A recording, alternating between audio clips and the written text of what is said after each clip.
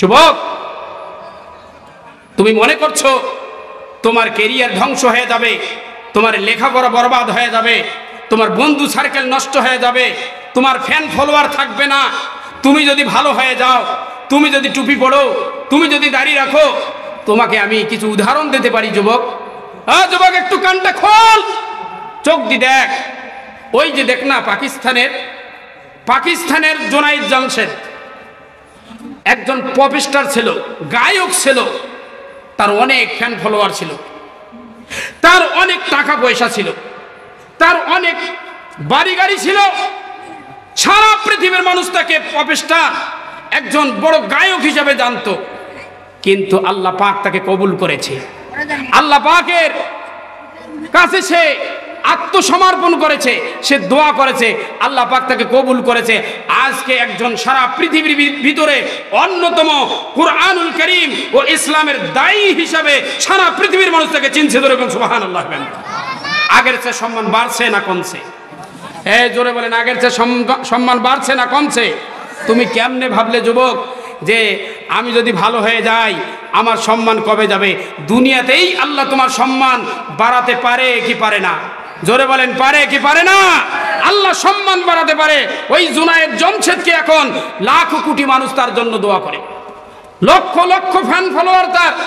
YouTube খুলেন, Facebook খুঁজেন, page খুঁজেন, ওর নামে সার্চ দেন, দেখবেন সে এখন একজন বক্তার মতন, বড় হুজুরের মতো দায়ী হিসাবে মানুষের ঈমানের দাওয়াত দিচ্ছেন, মানুষকে কালিমার দাওয়াত দিচ্ছেন, মানুষকে ইসলামের দাওয়াত দিচ্ছেন। যুবক, তুমিও জামশেদের মতো হতে পারো। জোরে বলো, পারো কি পারো না? যেই টাইমটা তুমি ফেসবুকের মধ্যে বুঁদ হয়ে পড়ে থাকো, বিভিন্ন টিকটক নিয়ে ব্যস্ত থাকো, যেই টাইমটা তুমি ইউটিউবের বিভিন্ন প্রোগ্রাম, যেই প্রোগ্রামগুলো নোংরা দিয়ে ভরা, এই কাজে যতক্ষণ তুমি ব্যস্ত থাকো, এই টাইমের ভিতরে তুমি ইসলামিক স্ট্যাটাস নিয়ে ইসলামিক কিছু স্ট্যাটাস দিতে পারো, ইসলামের কথাগুলো শুনতে পারো, ইসলামের জিনিসগুলো বুঝতে পারো। করোনা ছিল না কিছুদিন আগে, কয়েক বছর আগে করোনা ছিল না? আমি ফেসবুকে দেখলাম এক বোন বলছে, আল্লাহু আকবার, একটা বোন বলছে, যখন আমি করোনার কারণে আইসোলেশনে ছিলাম তো প্রচুর সময় আমার হাতে, আমি এই সময়টা কি করি এরকম একটা অস্থির ভাব আমাকে লাগলো। তা আমার এক বান্ধবী আমাকে কল দিয়ে বলল, কিছু বই আমাকে দিল, এই বইগুলো সংগ্রহ করো, তুমি মোবাইলে সংগ্রহ করে পড়ো। আমি সেই বইগুলো পড়া শুরু করলাম, ইসলামিক বই। এই বইগুলো যখন আমি পড়লাম, পড়তে পড়তে আমার ভিতরে একটা চেঞ্জ আসে গেল। যেরকম সুবহানাল্লাহ। তুমি কি খুঁজেছো সেই বইগুলো? তুমি কি কোনো আলেমের কাছে যাইয়া সাজেস্ট নিয়েছো যে হুজুর আমি তো সারাদিন ইউটিউবের মধ্যে থাকি, আমি ফেসবুকের ভিতরে পড়ে থাকি, আপনি কিছু সাজেস্ট করেন, আমাকে কিছু বই দেন, আমাকে কিছু বয়ানের তালিকা দেন, আমি যেগুলো শুনে আমি আমার লাইফটাকে পরিবর্তন করাবো। ওই বোন পরবর্তীতে লম্বা চৌড় একটা ওয়াজ লিখেছেন, যেই ওয়াজটা আমাদের মতো অনেক হুজুর পরে আবার ওয়াজ করে। যেরকম সুবহানাল্লাহ ওয়া বিহামদিহি, আল্লাহু আকবার। সূরাটার প্রতি একটু মনোযোগ দেন, আল্লাহ আপনাকেই ডাকছে। মোট কথা যেটা আমি বুঝাইতে চাচ্ছি, এই দুনিয়া সবাই আপনাকে ছেড়ে যাবে, সবাই আপনার পর হয়ে যাবে, আপনার প্রাণের স্ত্রীও আপনার পর হয়ে যাবে, মা বাবাও একদিন আপনাকে দুনিয়া ছেড়ে চলে যাবে। কিন্তু আপনার অবস্থা যত কঠিন হোক, যত ভয়াবহ হোক, আপনি যত বড়ই অপরাধী হন না কেন, আপনাকে ছেড়ে যাবে না একজন। তিনি কে? চিল্লাইয়ে বলেন, তিনি কে? আজ এই মাহফিলগুলোতে যারা বক্তা আসেন, বিভিন্ন বড় বড় বক্তা আসেন, 1 ঘন্টা 2 ঘন্টা লেকচার দেন, জাতির কাছে কোরআন এবং হাদিস উপস্থাপন করেন, কিন্তু আমাদের মূল কোনো পরিবর্তন আমরা সেভাবে দেখতে পারি না।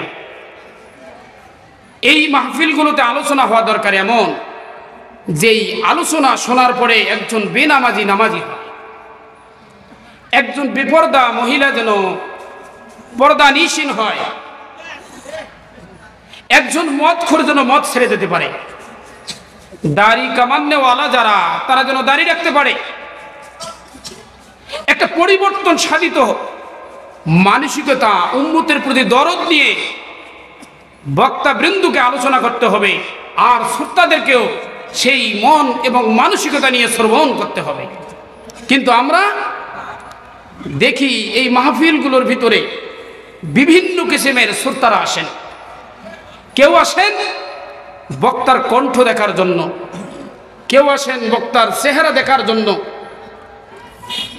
এক একজন এক এক নিয়তে এক এক মাকাসিদ নিয়ে যখন আমরা মাহফিলে আসি, পরিশেষে আমরা যখন ফিরে যাই তখন মূলতেই আমরা কোরআনুল কারীম তাফসীর মাহফিল শোনার যে একটা বরকত, এটা শোনার যে একটা লাভ, একটা পরিবর্তন, এটা আমাদের মাঝে আসে না।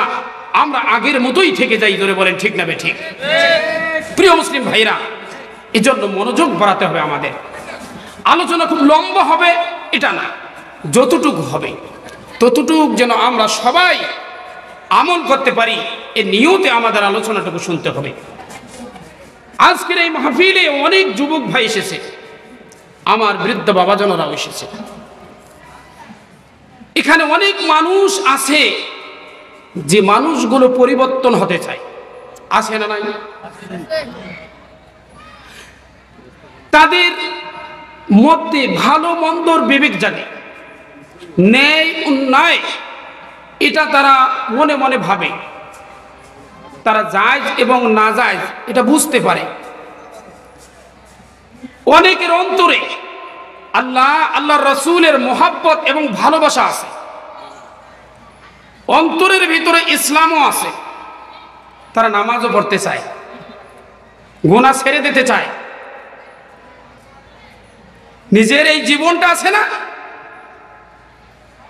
এই ব্রেকহীন লাগামহীন জীবনটার প্রতি নিজের এই বিরক্তি এসে গেছে। এমন মানুষ আছে না নাই? জোরে বলেন আছে নাই? পরিবর্তন হতে চায়, মোটিভেট হতে চায়, করতে চায় নিজেকে, কিন্তু পারে না। বারবার চেষ্টা করে আর পড়ে যায়, বারবার চেষ্টা করে আর পড়ে যায়। হ্যাঁ, পরিবর্তন হওয়া একটি সহজ বিষয় নয়, এটি একটি কঠিন বিষয়। পরিবর্তন আমি হতে চাই, কেন পারি না? এই পরিবর্তন হওয়ার জন্য আমাদের একটা জিনিস দরকার, সেটা যে হচ্ছে আল্লাহর তৌফিক দরকার। আমার চেষ্টা থাকতে হবে আর আল্লাহ সুবহানাহু ওয়া তাআলার তৌফিক থাকতে হবে। এই মানুষগুলো যারা পরিবর্তন হতে চায়, এদের দ্বারা আল্লাহ সুবহানাহু ওয়া তাআলা কোরআনুল কারীমে 186 নম্বর আয়াত নাজিল করেছেন। আল্লাহর তৌফিক যদি না থাকে আমরা পরিবর্তন হতে পারবো না। শয়তান আমাদের সব সময় দাবিয়ে রাখার চেষ্টা করে, শয়তান আমাদের পরিবর্তন হওয়ার পথে বাধা দেয়, সব সময় আমাদেরকে ভুল বোঝানোর চেষ্টা করে। আমরা বারবার নিজেকে শুধরানোর চেষ্টা করি, কিন্তু বারবার পিছনে ফিরে চলে যাই। জীবনে কতবার আমি মদ ছেড়ে দিতে চেয়েছিলাম, সিগারেট ছেড়ে দিতে চেয়েছিলাম, আমি বারবার মসজিদে যেতে চেয়েছিলাম, আমি বারবার সঠিক পথে চলতে চেয়েছিলাম। প্রতিবার এই শয়তানের কাছে আমি পরাজিত হয়েছি, কারণ আল্লাহর তৌফিক আমি পাই নাই। তো আল্লাহর তৌফিক পাওয়ার জন্য যাতে করে আল্লাহ সুবহানাহু ওয়া তাআলা, যেটাকে আমরা হেদায়েত বলি, এই তৌফিক, এই হেদায়েত যাকে আল্লাহ দিবেন সে অবশ্যই পরিবর্তন হবেন। আর এই হেদায়েতের জন্য আল্লাহর কাছে আমাদের চাইতে হবে যে আল্লাহ আপনি আমাকে হেদায়েত দান করেন। সব সময় আল্লাহর কাছে আমরা কিভাবে হেদায়েত চাবো? আল্লাহ বলছেন, وَإِذَا سَأَلَكَ عِبَادِي عَنِّي فَإِنِّي قَرِيبٌ। ও নবী, আমার বান্দা যখন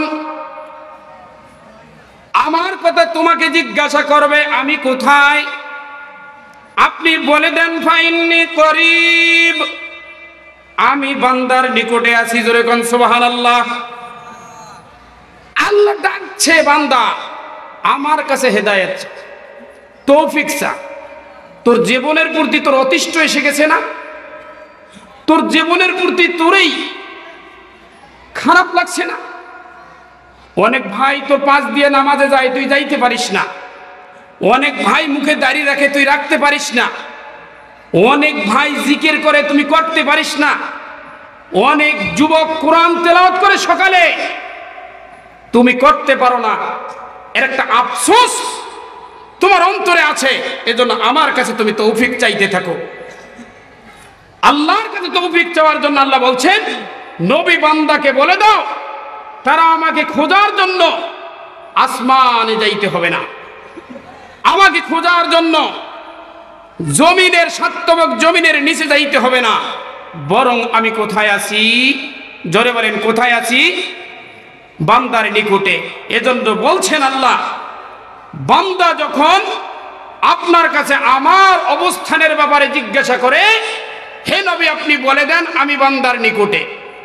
উজিবু দাওয়াতিদ দাঈ ইজা দাআন, আমার কোন আবেদনকারী বান্দা যখন আবেদন করে আমি তার আবেদনকে কবুল করে নেই। জোরে কোন সুবহানাল্লাহ। তুই বান্দা আবেদন যখনই করবি তখনই আমি তোর আবেদনকে কবুল করে নেব। এই আয়াতের চমৎকার একটা ব্যাখ্যা করেছেন উস্তাদ নোমান আলী খান। ওনার ব্যাখ্যাটা এরকম, উনি বোঝাতে যাচ্ছেন আল্লাহ সুবহানাহু ওয়া তাআলা এই আয়াতে যখন বলেছেন, যদি বলে নেই, যখন আমার বান্দা আমার কাছে আবেদন করে আমি আবেদন কবুল করি। আল্লাহ এটা বলে নাই যদি আবেদন করে। যখন আর যদির ব্যবধানটা, যখনের মধ্যে নিশ্চয়তা আছে আর যদির মধ্যে সন্দেহ আছে। ধরে নেন একটা মা তার সন্তান পরীক্ষা দিতে গেছে, এই দিক থেকে অফিসের লোক বলছে ভ্যাকসিন দেওয়া লাগবে। এখন মা কি মনে করবে যে বাচ্চা যখন আসবে তখন আমি কি দেব? ভ্যাকসিনটা দেওয়া না। এটা ভাববে যে বাচ্চা যদি আসে, মা জানে যে পরীক্ষা শেষ হলে বাচ্চা অবশ্যই আসবে। আল্লাহ সুবহানাহু ওয়া তাআলা জানেন যে বান্দা আমার কাছে অবশ্যই আবেদন করবে, অবশ্যই আমার কাছে মাথা নত করবে, অবশ্যই সারেন্ডার করবে। তাই আল্লাহ বলছেন যখন আমার বান্দা আমার কাছে আবেদন করে আমি বান্দার আবেদন কবুল করে নেই। জোরে কোন সুবহানাল্লাহ। প্রিয় মুসলিম ভাইরা, আল্লাহ এভাবে নিশ্চিত জানেন যে আমার গোলাম, আমার বান্দা যত দূরেই থাক, যত নাফরমানি করুক, যত গুনাহতে লিপ্ত থাক, সে আমার কাছে আবেদন করবে, আর আবেদন করলেই আমি সেই আবেদনকে কবুল করে নেব। আমার ভাইয়েরা, এটাই হচ্ছে বান্দার সাথে আল্লাহর সম্পর্ক, এটাই হচ্ছে বান্দার সাথে আল্লাহর সম্পর্ক। আল্লাহ সুবহানাহু ওয়া তাআলা বারবার ডাকছেন, বান্দা তুই কই? এ যুবক কই আছো? তুমি না চাচ্ছ তুমি পরিবর্তন হবে, তুমি না প্রোডাক্টিভ হতে চাও, তাহলে তুমি আমার দরবারে আসো, দুটি হাত পাতো আর আমার কাছে চাও, আমি তৌফিক দেব তোমাকে, তুমি শুধরে যাবে, তুমি ভালো মানুষ হয়ে যাবে। সুবহানাল্লাহ বলে। এজন্য আল্লাহর কাছে আমাদেরকে তৌফিক চাইতে হবে। আল্লাহ বারবার ডাকছেন। ভাই দেখেন, আজকে আপনি কেন ভালো হতে পাচ্ছেন না? আপনি ভাবছেন আমি যদি দাঁড়িয়ে রাখি তাহলে আমার বন্ধু সার্কেল বেজার হয়ে যাবে, আমি যদি দাঁড়িয়ে রাখি আমার ক্যারিয়ার ধ্বংস হয়ে যাবে, আমি যদি সালাত পড়ি আমার চাকরি চলে যাবে, আমি যে বন্ধুদের সঙ্গে চলাফেরা করি আমি যদি ভালো হয়ে যাই তারা আমার থেকে দূরে চলে যাবে, আমার চাকরি হারাতে পারে, আমার ক্যারিয়ার হারাতে পারে, এবং কি আমার ফ্যান ফলোয়াররা আর আমাকে তেমন আমার প্রতি আকর্ষণ থাকবে না। এটা তুমি ভাবছো, কিন্তু তুমি এটা ভাবতে পারো না যে তুমি কি ভাবো যে আল্লাহ পাক তোমাকে এর চেয়ে তুলনামূলক আরো অধিক সম্মান দুনিয়াতে দিতে পারে কি পারে না? জোরে বলেন, পারে কি পারে না? ভাই দেখেন, আপনার বিপদ, আজ আপনার টাকা আছে, বন্ধু আছে, আজ আপনার যৌবন আছে, আপনার পিছে অনেক আছে, কিন্তু একদিন স্বার্থ ফুরালে আপনার পিছন থেকে আপনার বন্ধুরাও সরে যাবে, দুনিয়ার সবাই সরে যাবে। আপনার প্রতিবেশীও সরে যাবে, এমনকি মা বাবা ভাই বোন দাদা দাদি নানা নানি সবাই একদিন চিরদিনের জন্য চলে যাবে তোমাকে ছেড়ে। কিন্তু তুমি যেই অবস্থায় থাকো না কেন, যে কঠিন পরিস্থিতিতে থাকো না কেন, তোমাকে ছেড়ে যাবে না কে? জোরে বলেন, কে ছেড়ে যাবে না? আল্লাহ ছেড়ে যাবে না। তুমি যত গুনাহগার হও, যত পাপিষ্ট হও, যত পাপাচার হও, আল্লাহ তোমাকে ছেড়ে যাবে না। কিন্তু তোমার অপরাধের কারণে তোমার বাবা মা তোমার প্রতি অতিষ্ঠ হয়ে যাবে, তোমার বন্ধুরা তোমার অপরাধের কারণে তোমাকে ছেড়ে যাবে, তোমার স্ত্রী তোমার থেকে নির্যাতন সহ্য করতে করতে তোমার থেকে চলে যাবে। তোমার সব অপকর্মের কারণে তোমার আপনজনেরা তোমার থেকে সরে যাবে। কিন্তু তুমি যে 40 বছর থেকে 50 বছর থেকে আল্লাহর সঙ্গে নাফরমানি করেছো, তুমি যে এত অপরাধ হয়েছো, আল্লাহ তোমাকে ছেড়ে যাবে না। আল্লাহ সব সময় তোমার সঙ্গে আছে। তুমি যেই পরিস্থিতিতে থাকো সেই পরিস্থিতি থেকে আল্লাহকে ডাকো, আল্লাহ তোমার ডাকে সাড়া দেবে। হযরত সাইয়্যিদনা মূসা আলাইহিস সালাতু ওয়াস সালামের জামানায় বনি ইসরাইলদের মধ্যে বিশাল এক দুর্ভিক্ষ দেখা দিল। বনি ইসরাইল লোকজন মূসা নবীর দরবারে চলে গেল। পয়গম্বরকে যে বলল, মূসা কঠিন দুর্ভিক্ষ চলছে, আল্লাহর দরবারে আপনি রহমতের বৃষ্টির জন্য প্রার্থনা করুন।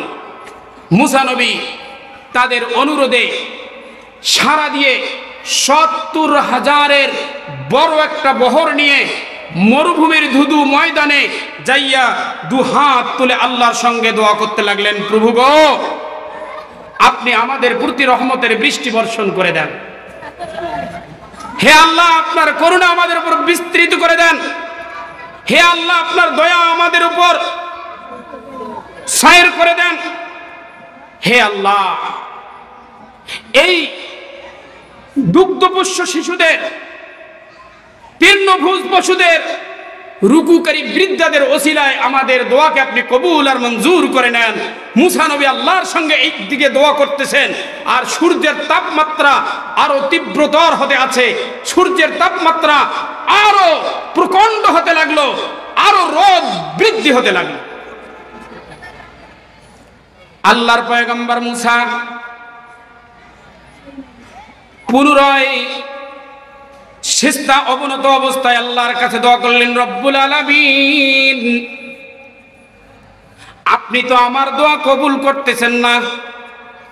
আপনার দরবারে মনে হয় আমার মর্যাদা জীর্ণ হয়ে গেছে।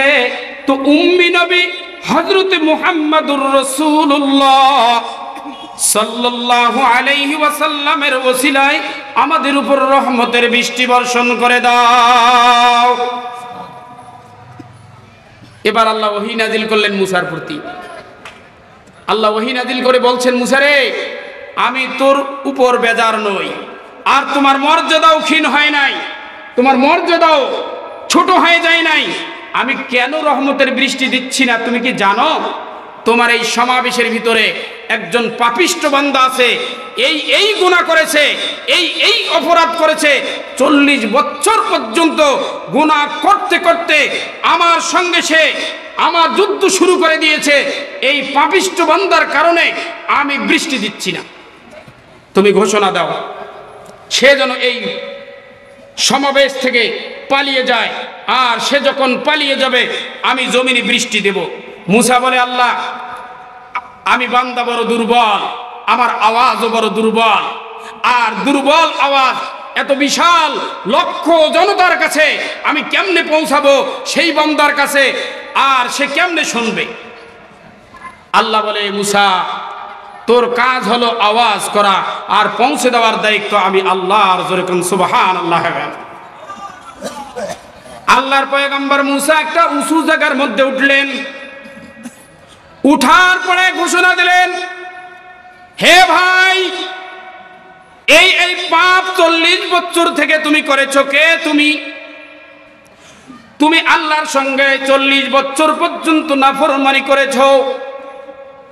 তোমার কারণে লক্ষ লক্ষ মানুষ এর জীবন দুর্বিষহ হয়ে উঠেছে। আল্লাহ তার করুণার বৃষ্টি বন্ধ করে দিয়েছে। তুমি যদি এই মাহফিলে থাকো, আল্লাহ বলছে তুমি মাহফিলে আছো, তুমি এই মাহফিল থেকে চলে যাও। মুসা যখন উঁচু জায়গাতে এই ঘোষণা দিচ্ছে, অপরাধী ব্যক্তির টনক নড়ে গেছে। জোরে বলেন, অপরাধী বুঝতে পারে নাই। এখানে আপনারা কে কি করেছেন, কার ভিতরে কি আছে, কোরআন থেকে যখন প্রধান বক্তা বড় বড় মুফাসসিরিন ইকরাম আমাদের ক্যারিয়ারগুলো, আমাদের দোষ ত্রুটিগুলো যখন একটা একটা করে বর্ণনা করে, মুনাফিকের কথা যখন বলতে থাকে, যখন চুগলখোরের কথা বলতে থাকে, যখন হিংসুকের কথা বলতে থাকে, আমাদের মাঝে বেনামাজির কথা যখন বলতে থাকে, যখন মদখোরের কথা বলতে থাকে, যখন নেশাখোরের কথা বলতে থাকে, আমাদের মাঝে যাদের এই অপরাধগুলো আছে, আমাদের ভিতরে ভিতরে একটা রেখাপাত করে। জোরে বলেন ঠিক না বেঠিক? ওই অপরাধীর টনক নড়ে গেছে। এখন সে এই মাহফিল থেকে যদি বাহির হয়, সকল মানুষ তারে দেখবে যে এই ছিল অপরাধী, এর জন্যই বৃষ্টি ছিল বন্ধ, এই জন্য সে মস্তিষ্ক অবনীত করে দিয়েছে, মাথা নিচু করে দিয়েছে। লজ্জার কারণে সে কেমনে বেরাবে, আর কোনো দিশা না পেয়ে, কোনো দিক না পেয়ে সে এখন সেই পরম স্রষ্টা মহান আল্লাহ রব্বুল আলামিনের দরবারে দু চোখের পানি ছেড়ে দিয়ে বলতেছে, রব্বুল আলামিন, ওগো আল্লাহ, 40 বছর পর্যন্ত আমি লাগামহীন জীবন যাপন করেছি মাওলা, আমি তোমার কোনো হুকুম পালন করি নাই, সব সময় কোরআনের বিরুদ্ধে চলেছি, আমি ইসলামের বিরুদ্ধে চলেছি। আমি ওগো আল্লাহ, আমি সব সময় তোমার নাফরমানিতে চলেছি, কথা সত্য। তুমিও তো আমাকে অবকাশ দিয়েছিলে, আমি করেছিলাম। আজ এই মুহূর্তে আমি এই পৃথিবীর মানুষের কাছে কেমনে নিজের মুখ দেখাবো গো আল্লাহ? আমি স্যারেন্ডার করলাম, আর আমি আত্মসমর্পণ করলাম। আমার অতীত জীবনের গুনাহগুলো আপনি ক্ষমা করে দেন, আর আপনার দরবারে আমাকে আপনি নিয়ে নেন। হাত তুলে যখন মনে মনে যখন এই বান্দা আল্লাহর কাছে দোয়া করছে, তার দোয়া চলতে আছে, হঠাৎ আকাশের মধ্যে একখণ্ড মেঘ আর তাৎক্ষণিকভাবে মুষলধারে বৃষ্টি আরম্ভ হয়ে গেছে। জোরে কোন সুবহানাল্লাহ। আল্লাহর পয়গম্বর মুসা বলে, রব্বুল আলামিন, আপনি কেন বৃষ্টি দিলেন আমি বুঝলাম না। আমি তো সবে ঘোষণা করেছি মাহফিল থেকে কোনো অপরাধী এখনো পালায় নাই, কিন্তু বৃষ্টি তো পড়া শুরু হয়েছে, কেন বৃষ্টি দিলেন আমি বুঝলাম না। আল্লাহ কয়, মুসা রে, যার জন্য এতদিন বৃষ্টি বন্ধ ছিল, তারই জন্য বৃষ্টি চালু হয়ে গেছে। মুসা বলে, আল্লাহ, কে সেই আনুগত্য ব্যক্তি, কে সেই সৌভাগ্যবান ব্যক্তি, আমি কি তারে এক নজর দেখতে পারি না? আল্লাহ বলছে, মুসা রে, 40 বছর পর্যন্ত নাফরমানি করেছে, 40 বছর পর্যন্ত আমার হুকুমের বাইরে চলেছে, তারপরেও আমি তার অপরাধের কথা জাতির কাছে প্রকাশ করি নাই। সে চুরি করেছে, আমি প্রকাশ করে দেই নাই। সে মদ খায়, আমি প্রকাশ করে দেই নাই। সে এক ওয়াক্ত নামাজ পড়ে না, এটা আমি প্রকাশ করে দেই নাই। আমি তার মান সম্মান আর ইজ্জত মারি নাই। আর আজ তো সে আমার একমাত্র আনুগত্য বান্দা, সে আমার প্রিয় পাত্র হয়ে গেছে। কেমনে আমি তোমার সঙ্গে তার দেখা করে দেই? সে যেই অপরাধী ছিল, এটা আমি আল্লাহ কশ্চিনকালেও হতে দিতে পারি না। ও মুসা, আমি তোমাকে তার সঙ্গে দেখা দিতে পারি না। এটাই হচ্ছে বান্দার সাথে আল্লাহর সম্পর্ক। জি, আল্লাহ কখনো আপনাকে ছেড়ে যাবে না, কখনোই আল্লাহ আপনাকে ছেড়ে যাবে না। আল্লাহ আপনাকে ডাকছে, ও যুবক কই আছো তুমি? তোমাকেই ডাকছে আল্লাহ। ও বৃদ্ধ কই আছো তুমি? তোমাকেও আল্লাহ ডাকছে।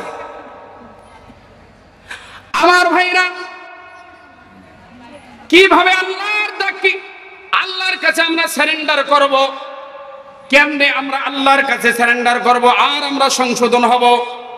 কিভাবে নিজেকে আমরা পরিবর্তন করব, মোটিভেট করব?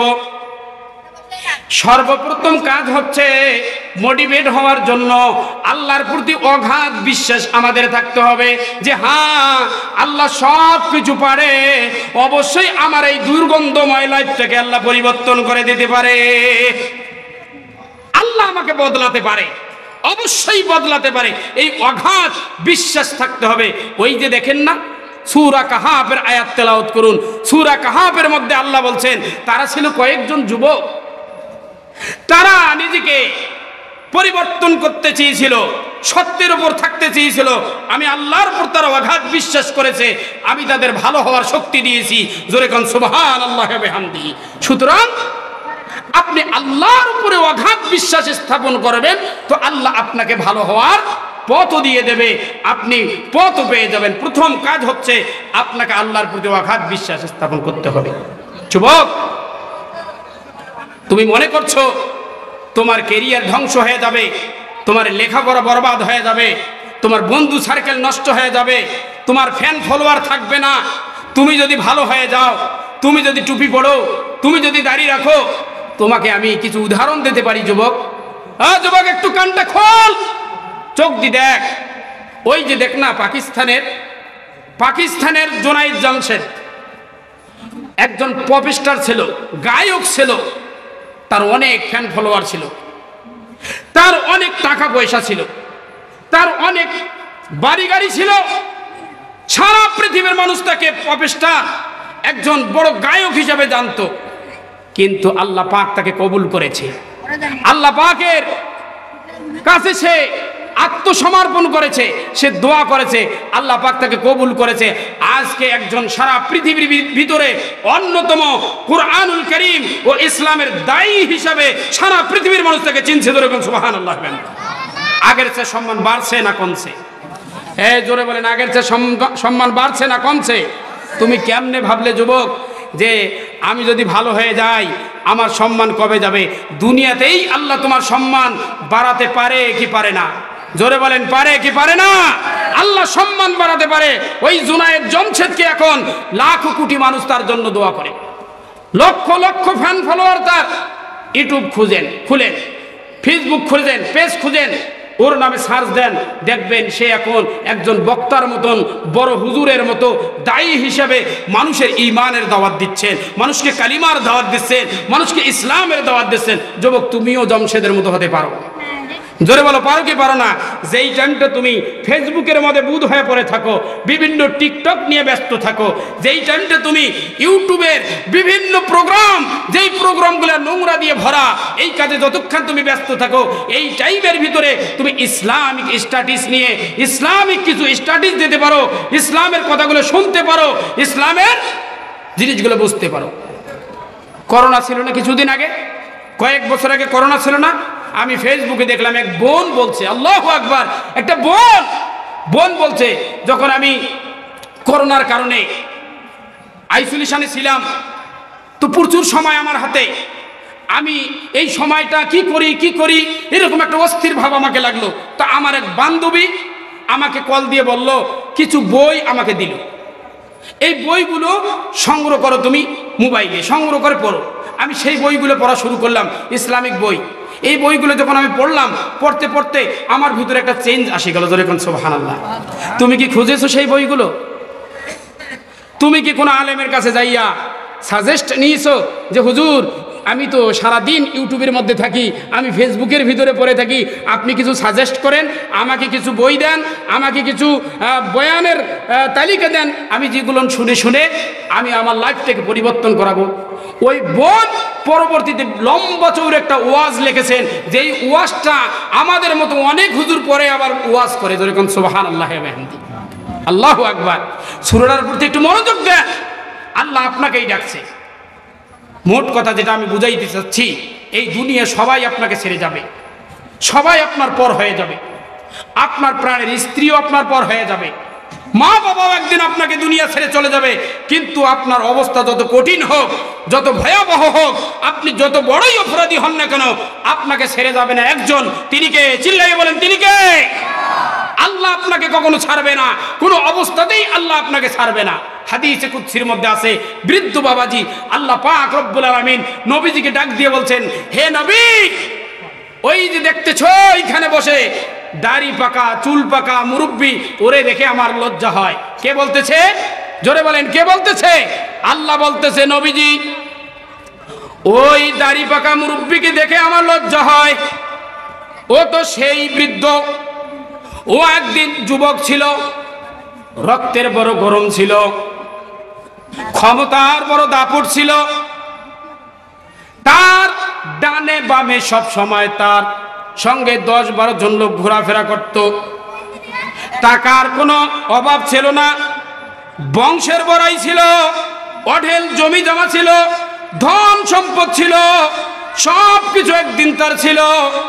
আজকে সে বৃদ্ধ হয়ে গেছে, চোখের জ্যোতিটা আজকে কমে গেছে, আজ কানে ভালো শুনতে পারে না, মাথা ভালোভাবে কাজ করে না, এখন আর তার টাকা নাই, বন্ধু বান্ধবরা আস্তে আস্তে ছেড়ে চলে গেছে, তার ছেলে মেয়েরাও তাকে রেখে চলে গেছে, তার স্ত্রীও মাঝে মাঝে তার প্রতি বিরক্ত হয়ে যায়।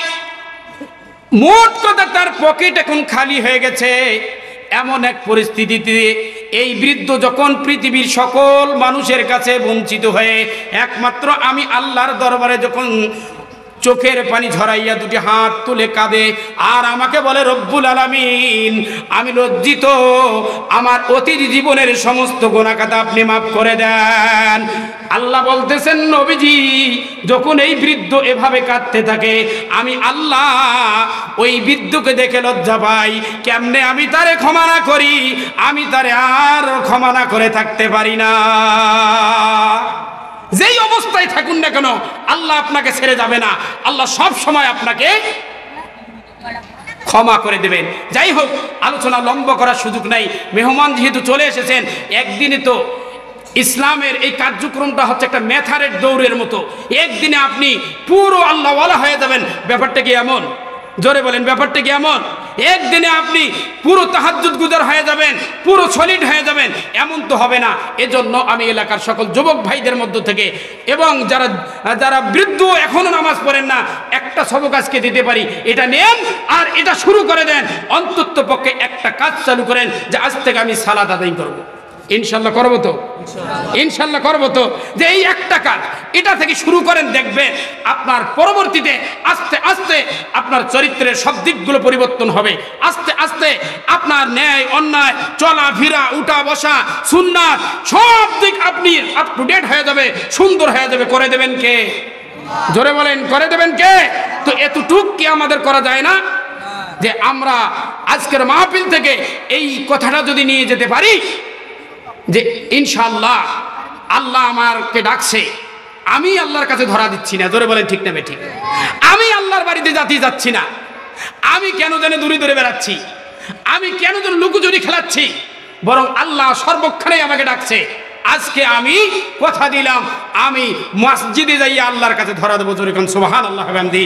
পরিশেষে আমি আপনাদের কাছে আকুল আবেদন জানাই যে দেখেন, আমাদের এই কোরসালিতে কবরস্থান মাদ্রাসা, ওখানে আমাদের পুরুষদের ছেলেদের মাদ্রাসা, সেখানে নুরানি হেফজখানা চালু হয়েছে।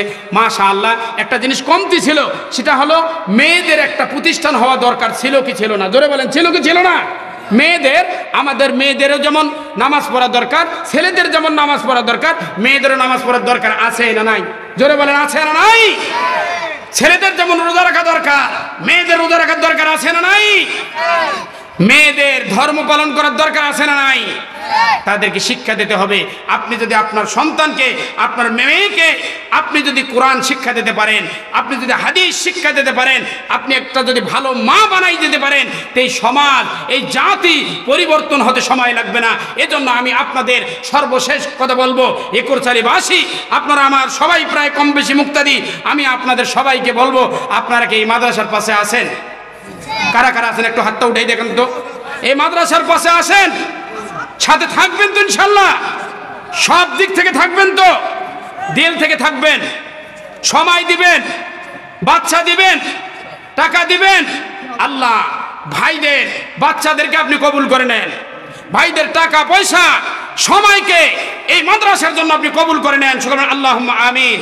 আল্লাহ পাক আমাদের সবাইকে সঠিক কথাগুলোর প্রতি পূর্ণ আমল করার তৌফিক দান করুন।